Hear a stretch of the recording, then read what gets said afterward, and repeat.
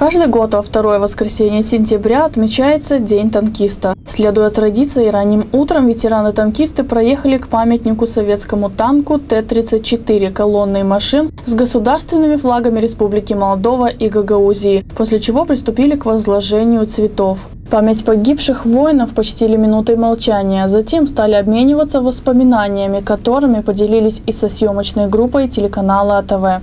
Мне очень отрадно, что вот ребята сознательно приходят и считают этот день торжественным. И танки и во время войны были непобедимы. Где были танковые войска, там бралась любая вершина. И мне очень отрадно и, с одной стороны, больно, что многие танкисты, которые павшие в бою, нету с нами.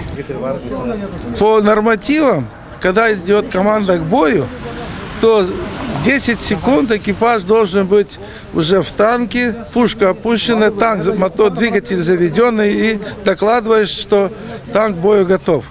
К концу службы 6 секунд. Уже настолько тренировали, что каждый знал, как наступить, где, что и так далее.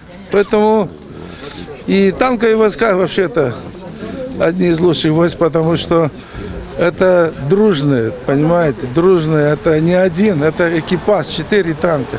Сейчас в последнее время Т-72, последние танки, это что 3 человека экипаж, но все равно экипаж. Принимал участие в службе ветеранов войны, которые прошли эту войну, которые следующее поколение, которое оставило нам вполне боеспособную армию, и наше будущее поколение, которое эту армию должно поддерживать. И все, всем здоровья, удачи.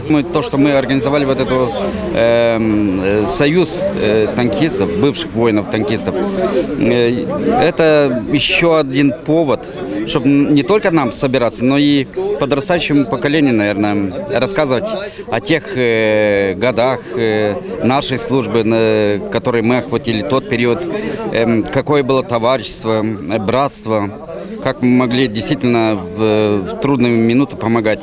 И все вот это вот благое тех лет передавать подрастающему поколению. Свои поздравления и пожелания оставили люди старшего и молодого поколения, которые относятся с глубоким уважением к воинам-танкистам.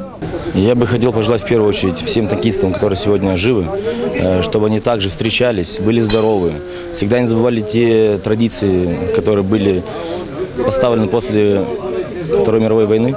И, естественно, чтобы чтили, помнили тех солдат, которые отдавали свою жизнь, отдавали все свои силы за то, чтобы защитить нашу страну. Хочу поздравить всех танкистов. С Днем танкиста, здоровья всем. Всех благ, чтобы мир был на земле.